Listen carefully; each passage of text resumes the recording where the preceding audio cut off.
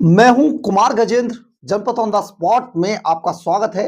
हमारे एक दूसरे social media platform podcast with Kumar Gajendra में भी आपका स्वागत है, जहां आप हमें सुन सकते हैं। पंजाब के अंदर सबसे बड़ा भ्रष्टाचारी आईपीएस अधिकारी डीआईजी हरचरण सिंह भुल्लर का मामला आज भी चर्चा का विषय बना हुआ है। कोई ना कोई बात ऐसी जरूर हो जाती है जिसमें के डीआईजी हरचरण सिंह भुल्लर के मामले की चर्चा एक बार फिर पूरे पंजाब के अंदर ही नहीं, पूरे देश के अंदर शुरू हो जाती है। दरअसल आजकल पंजाब के अंदर बहुत जोरों पर है ये चर्चा कि आखिर डीआईजी भुल्लर के खिलाफ ऐसा क्या हुआ कि उनको एक मामले में अदालत ने जमानत दे दी। क्योंकि डीआईजी भुल्लर के को लेकर जो सीबीआई की टीम थी जिसने डीआईजी हरचरण सिंह भुल्लर को 16 अक्टूबर 2025 को गिरफ्तार किया था, और वो भी रंगे हाथों। 7.5 करोड़ रुपया, 2.5 किलो सोना, 26 लग्जरी घड़ियां, लग्जरी गाड़ियां, जिनके अंदर मर्सिडीज, ऑडी, इनोवा, फॉर्च्यूनर शामिल है। ऐसी गाड़ियां और ना जाने 100 से 150 बड़ी प्रॉपर्टियों के पेपर जो देश विदेश में थी, और इसमें मैंसन और अपार्टमेंट भी शामिल थे। इतना सब कुछ होने के बावजूद अगर कोई अधिकारी रंगे हाथों भ्रष्टाचार के आरोप में पकड़ा जाए तो फिर उसको जमानत इतनी जल्दी कैसे मिली? अगर सीबीआई की टीम अपने काम को इतना प्रोफेशनल ढंग से कर रही थी तो फिर डीआईजी हरचरण सिंह भुल्लर को आय से अधिक मामले में, संपत्ति के मामले में जमानत कैसे मिल गई? ये एक बड़ा सवाल है। बहुत सारे लोग इस पर चर्चा करते हैं और बहुत सारे लोग इस चर्चा के साथ ही ये कहते हैं इसका मतलब सीबीआई गलत काम कर रही थी, क्योंकि अगर सीबीआई इतना सही काम कर रही थी तो फिर डीआईजी हरचरण सिंह भुल्लर को जमानत तो बिल्कुल नहीं मिलनी चाहिए थी। इसके पीछे एक बड़ी बात, बड़ी कवायद ये भी बताई जा रही थी, क्योंकि डीआईजी हरचरण सिंह भुल्लर के खिलाफ जो 5 नवंबर 2025 को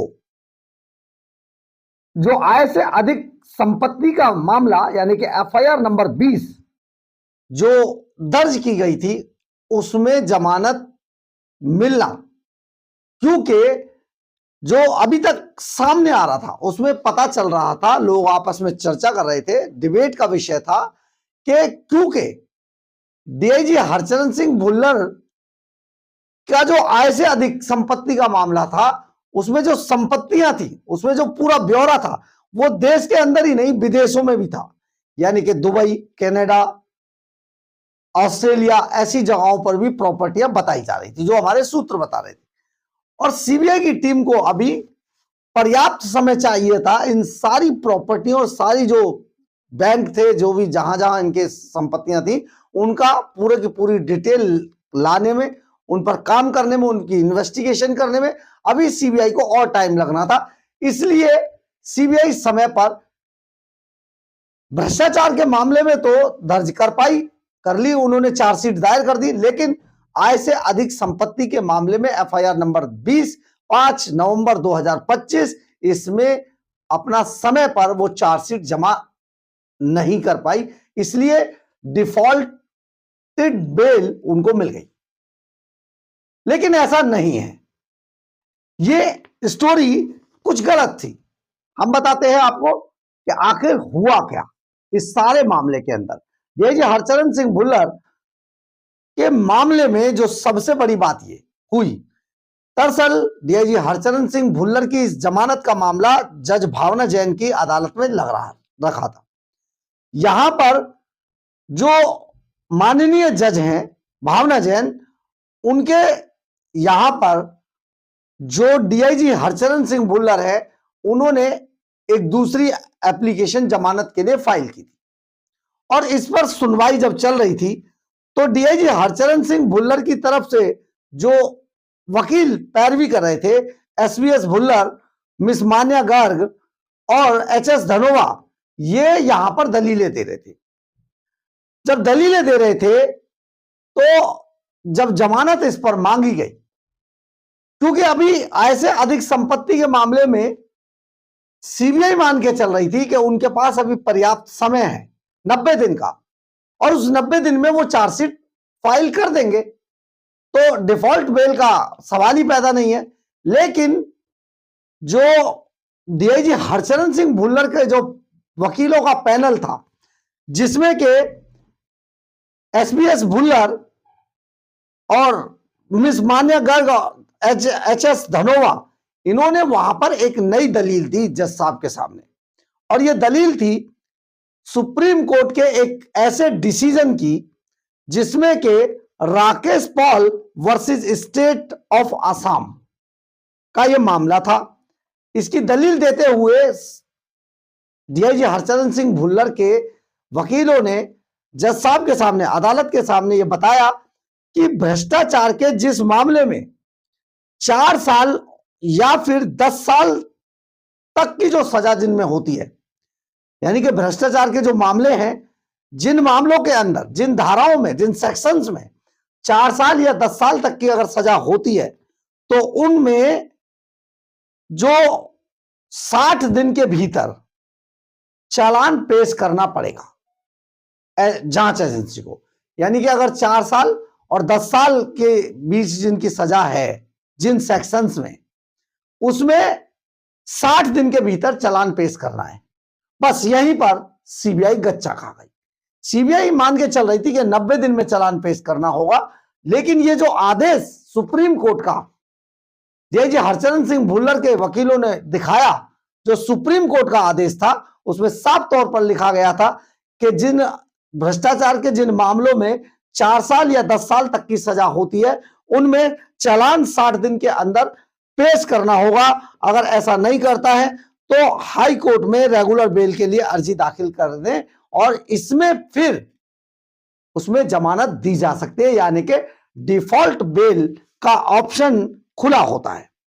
अब ये डिफॉल्ट बेल का जो ऑप्शन खुला होता है, इसके अनुसार डीआईजी हरचरण सिंह भुल्लर को ये डिफॉल्ट बेल मिल गई, यानी कि दे दी गई। और अब सीबीआई बस इसी बात पर गच्चा खा गई थी, और अदालत में यही बात सीबीआई के खिलाफ गई, और डीआईजी हरचरण सिंह भुल्लर को आय से अधिक संपत्ति के मामले में जमानत दे दी गई। अब डीआईजी हरचरण सिंह भुल्लर एक मामले में तो जमानत पा गए, लेकिन अभी वो बुड़ैल जेल के अंदर बंद है चंडीगढ़ की, और अभी उन पर भ्रष्टाचार का मामला अभी चल रहा है, जिसमें उन्हें जमानत मिलना उतना आसान नहीं लगता है, क्योंकि इसमें सीबीआई ने चार्जशीट समय से पहले ही जमा करा दी है। तो ये सब बातें अभी चल रही थी, लेकिन अभी कुछ और तथ्य इसमें सामने आए हैं। एक जो जज साहब हैं, जो कि जालंधर में तैनात हैं, उनको सीबीआई ने पूछताछ के लिए बुलाया है। हाई कोर्ट ने उनसे पूछताछ करने की इजाजत दे दी थी कि उनको आप बुला लीजिए। इसके बाद उन्होंने उन्हें जो बुलाया, इतना ही नहीं, और भी कई जज अभी सीबीआई के रेडार पर हैं। ये वो जज हैं जिन लोगों को डीआईजी हरचरण सिंह भुल्लर और कृष्णु शारदा मिलकर कई फैसलों को इनसे मिलकर पलटवा दिया करते थे। यानी कि एक बड़ा मामला और सामने आ रहा है। आने वाले दिनों में ये काफी महंगा पड़ने वाला है, क्योंकि ये अभी और तूल पकड़ेगा, क्योंकि इसमें कई जुडिशरी के जो लोअर जुडिशरी है, उससे जुड़े हुए कई लोग अभी इसकी चपेट में आने वाले हैं। बहुत बड़ी बात है, लेकिन सबसे बड़ी बात हमने आपको बताई कि किस तरीके से डीआईजी हरचरण सिंह भुल्लर को जमानत मिलने का मामला आजकल बहुत तूल पकड़ रहा था। लोगों को समझ में नहीं आ रहा था, जितने मुंह उतनी बातें, तरह तरह की बातें लोग कर रहे थे। सही बात अभी तक लोगों के सामने आ नहीं पा रही थी कि आखिर जो डीआईजी हरचरण सिंह भुल्लर है, उनको इतनी जल्दी जमानत कैसे मिल सकती है, जबकि सबको यह बात पता थी कि बीएनएस के जो सेक्शंस हैं, उनके अनुसार अभी उसको जमानत नहीं मिलनी थी। तो फिर ऐसा क्या हुआ अदालत के अंदर? सीबीआई आखिर कहां कमजोर पड़ी कि उनको जमानत मिल गई? यही बात सीबीआई के खिलाफ भी जा रही थी। कई लोग यह भी चर्चा कर रहे थे कि शायद सीबीआई ने, क्योंकि पुलिस का अधिकारी था, तो शायद सीबीआई ने जानबूझकर कुछ कमियां छोड़ी, जिसकी वजह से डीआईजी हरचरण सिंह भुल्लर को जमानत मिल गई। जबकि ऐसा नहीं है।